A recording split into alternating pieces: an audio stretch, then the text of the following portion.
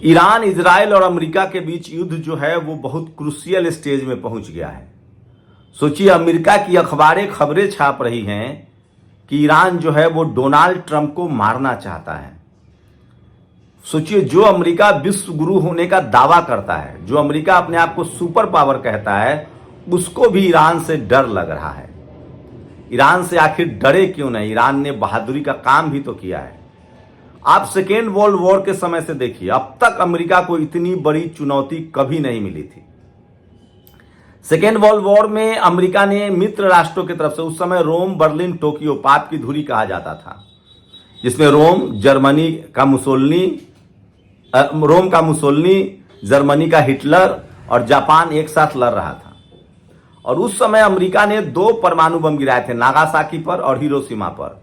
उसके बाद से अमेरिका की दुनिया में बादशाहत कायम हो गई। उसके बाद उसने अन्याय के, अत्याचार की ऐसी ऐसी कहानियां लिख दी, अत्याचार, अन्याय।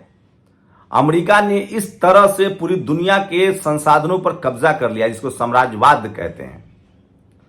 और अब वो और उग्र हो गया था जब डोनाल्ड ट्रंप आया। सोचिए, डोनाल्ड ट्रंप पर आपको पता है $58 लाख का जुर्माना हुआ है यौन अपराध के मामले में। अमेरिका के कोर्ट ने दिया, ये खबर आपको नहीं बताया जाएगा। वही डोनाल्ड ट्रंप जिसने वेनेजुएला के राष्ट्रपति का अपहरण कर लिया, वही डोनाल्ड ट्रंप जो कह रहा है कि हमको ग्रीनलैंड दे दो, हमको क्यूबा दे दो, हमको पसंद है। यहां तक कि अभी चीन के दौरे पर उसने शी जिनपिंग को कहा कि ये इलाका मुझे बहुत पसंद है, इससे पहले कि मैं इसे मांग लूं मुझे यहां से जाना चाहिए। तो एक धमकीबाज, प्योर मजाकिया और नॉन सीरियस। सोचिए, अमेरिका के ट्रंप को पता है ब्राजील के राष्ट्रपति क्या कहते हैं कि ट्रंप किसी की सुनता कहां है। उसको मैंने चिट्ठी लिखी है। मैंकरा ने क्या कहा कि वाहियात बातें करते हैं। बात यही नहीं रुकी। लूला ने कहा, मैंकरा ने कहा, इटली की प्रधानमंत्री मेलोनी ने कहा कि ये झूठे हैं, मक्कार हैं। लेकिन सोचिए, डोनाल्ड ट्रंप की बातों पर दुनिया के किसी देश और किसी नेता को भरोसा नहीं है। अब डोनाल्ड ट्रंप को लोग सीरियस ही नहीं लेते। 58 लाख रुपए का जुर्माना हुआ है। वही दूसरी तरफ खामनेई को देखिए। खामनेई की शहादत में पूरा ईरान सड़कों पर है। यह होता है किसी मुल्क का बनना और बनाने वाले के प्रति सम्मान। अमेरिका, जिसने अब तक वेनेजुएला के राष्ट्रपति का अपहरण किया, जिसने इराक पर कब्जा कर लिया, जिसने लीबिया में गद्दाफी को मार दिया, जिसने वियतनाम पर कब्जा करने की कोशिश की, 8 साल तक युद्ध चला, कभी उसको हर्जाना नहीं देना पड़ा था। लेकिन ईरान निकला। अब लगता था कि दुनिया के सबसे ज्यादा फाइटर जेट, युद्धपोत, साजो सामान, सब कुछ, उसके वायु रक्षा प्रणाली, एयर डिफेंस सिस्टम थार की कस्में खाई जाती थी कि अमेरिका को कोई नहीं हरा सकता है, कोई नहीं उससे युद्ध जीत सकता है। और उसका बगल बच्चा इजराइल उसी के आधार पर दुनिया पर कंट्रोल करना चाहता था। वो ग्रेटर इजराइल बनाना चाहता था। लेकिन सोचिए, एक झटके में ईरान ने अमेरिका के गले में घंटी बांध दी है। अमेरिका में अब सिर्फ 1 महीने का तेल बचा है। शुरुआत में अमेरिका ने ईरान पर इसलिए हमला किया कि ईरान के पास दुनिया का अकेले सबसे ज्यादा तेल और गैस है, उस पर कब्जा कर लेंगे। 45 साल से उसने प्रतिबंध लगा रखा था। ईरान से सिर्फ चीन तेल खरीदता था। 7 साल पहले तक भारत भी तेल खरीदता था, उसके बाद बंद कर दिया। भारत ने चाबहार बंदरगाह भी छोड़ दिया था। लेकिन सोचिए, तमाम विपरीत परिस्थितियों में ईरान में 99% लिटरेसी है, 95% लोग पीएचडी हैं और लगभग 70 से 74% महिलाएं वैज्ञानिक हैं। वहां विज्ञान में पुरुषों के लिए रिजर्वेशन रखा गया ताकि पुरुष आए और अपने मिसाइल के दम पर, अपने ड्रोन्स के दम पर उसने, ईरान ने वो झटका दिया कि अब अमेरिका को ग्रीस से अपने जहाज उड़ाने पड़ रहे हैं। यूरोप का कोई भी देश उसको अपना एयरपोर्ट देने के लिए तैयार नहीं है। खाड़ी देशों में उसके सारे सैनिक ठिकाने ध्वस्त हो गए हैं। अमेरिका खाड़ी देशों से अब अपने ड्रोन्स को या अपने मिसाइल्स को या अपने जेट को ऑपरेट नहीं कर रहा है। पिछले 2 दिनों में बहरीन और कुवैत में 50 ठिकाने जो बचे थे उसको भी ईरान ने नेस्तनाबूद कर दिया है। युद्धपोत, अगर आप समंदर की बात करें तो अब तक दर्जनों युद्धपोत अमेरिका के इंजर्ड हुए हैं, जलाए गए हैं।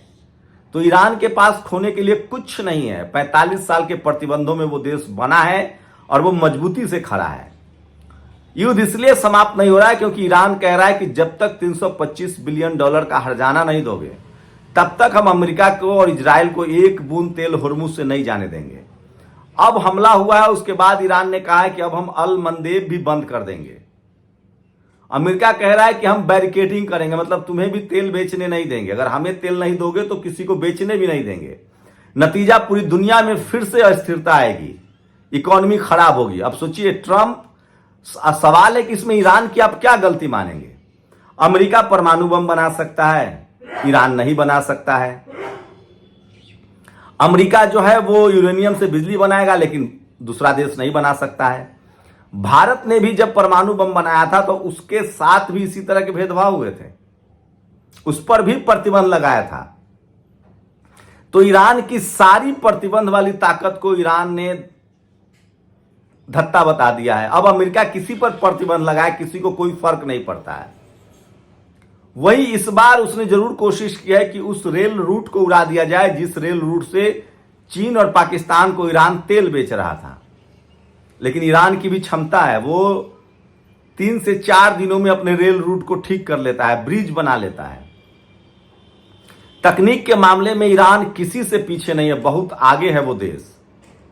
और इसका नतीजा है कि वो अमेरिका से डर नहीं रहा है, वो साफ कह रहा है असली संकट अब ट्रंप के लिए है और इजराइल के लिए है। ईरान कभी झूठ, इस युद्ध में साफ था कि ईरान ने झूठ नहीं बोला, खामनेई की शहादत नहीं छुपाई, लारिजानी की मौत नहीं छुपाई। ईरान पर कितना भी हमला कर ले अमेरिका, उसका कुछ नहीं बिगाड़ सकते क्योंकि ईरान के पास खोने के लिए कुछ नहीं है। अब मुश्किलें अमेरिका की बढ़ेंगी। इस युद्ध को जितना लंबा खींचेगा अमेरिका, लगातार चीन ईरान के साथ खड़ा है, रूस खड़ा है, नॉर्थ कोरिया खड़ा है। तो डोनाल्ड ट्रंप की कोशिश है कि किसी तरह से धमकाकर, छोटे छोटे हमले करके ईरान से हुर्मुज खुलवा लिया जाए और तेल का स्टोर किया जाए। ईरान अड़ा हुआ है कि जब तक $325 बिलियन का हर्जाना नहीं दोगे तब तक हुर्मुज से जाने नहीं देंगे, तेल नहीं देंगे। ये कहते हैं वादे का पक्का होना। वहीं ईरान की प्रायोरिटी में यह भी है कि किसी भी तरह से इजराइल को अब कोई हमला बर्दाश्त नहीं किया जाएगा।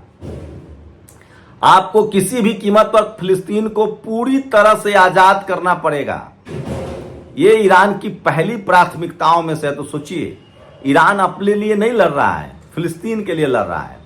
वहीं अमेरिका को उम्मीद थी कि खाड़ी देश कम से कम ईरान पर हमला करेंगे, लेकिन खाड़ी देशों ने युद्ध के अब लगभग 5 महीने होने वाले, 28 फरवरी से युद्ध शुरू हुआ था, ये जुलाई है, 4.5 महीने हो चुके हैं, लेकिन अब तक खाड़ी देशों ने किसी ने हमला नहीं किया है।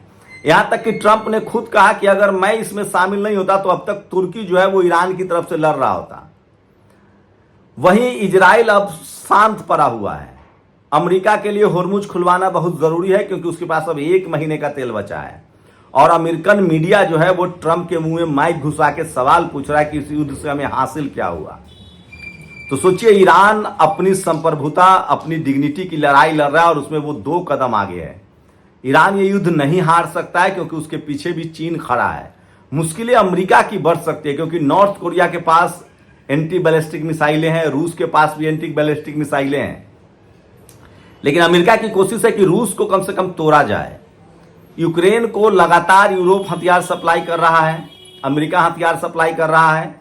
रूस इस युद्ध में फंसा हुआ है। रूस की स्थिति खराब हो गई है क्योंकि ड्रोन से यूक्रेन ने यूरोप और अमेरिका के ड्रोन से लगभग रसिया के जितने जो रिफाइनरी है उसको उड़ा दिए हैं। लेकिन ये काम अमेरिका नहीं कर सकता है। इसका मतलब है कि जो रूस का जो S-400 और S-500 है वायु रक्षा प्रणाली, वो कहीं ना कहीं काम नहीं कर रहा है। कहा जा रहा है कि ईरान का जो एयर डिफेंस सिस्टम है वो बहुत ज्यादा कारगर है। खुद कई अमेरिकन पायलट ने कहा है कि वो जेली फिश की तरह आता है और बगैर शिकार किए नहीं जा सकता है। तो ईरान ये युद्ध लड़ रहा है, उसमें उसकी अपनी भी ताकत है। डोनाल्ड ट्रंप फिलहाल इस युद्ध को लगातार बनाए रखेगा क्योंकि उसे एप्स्टीन फाइल से बचना है। अभी उस पर $58 लाख का जुर्माना हुआ है यौन अपराध के मामले में। बेंजामिन नेतन्याहू जो है वो इस युद्ध को बनाए रखना चाहता है क्योंकि उसे पता है कि युद्ध खत्म हुआ, इमरजेंसी खत्म हुई तो भ्रष्टाचार के आरोप में उस पर सुनवाई होगी। तो मामला पूरा यहां फंसा हुआ और इसी बीच ईरान को बलि का बकरा बनाने की कोशिश हुई। अमेरिका ने भी राष्ट्रवाद के नाम पर, ट्रंप कहता है कि हमने वेनेजुएला पर कब्जा करके दिया है आपको, लेकिन ईरान पर कब्जा करना मुश्किल बात है और ईरान जो है वो वाटरलू का युद्ध साबित होगा और इस्लामिक फोबिया से भी ग्रसित लोगों को जवाब मिलेगा। सोचिए, इस्लामिक फोबिया का असर जो है वो फीफा वर्ल्ड कप में भी दिख रहा है। फीफा वर्ल्ड कप में जानबूझकर पहले ईरान को हरवाया गया, अब मिस्र को हरवाया गया है। इस पर विस्तार से ही बात करेंगे। लगातार नेशनल दस्तक देखते रहिए। आप सब लोगों का शुक्रिया। नेशनल दस्तक की आपसे गुजारिश है कि अगर इसको बचाना चाहते हैं तो नेशनल दस्तक को सब्सक्राइब करने के लिए रेड कलर के सब्सक्राइब बटन को दबाएं, फिर बेल आइकन की घंटी दबाएं। नेशनल दस्तक को बचाने के लिए बहुत जरूरी है कि हर खबर को शेयर करें, लाइक करें, कमेंट जरूर करें।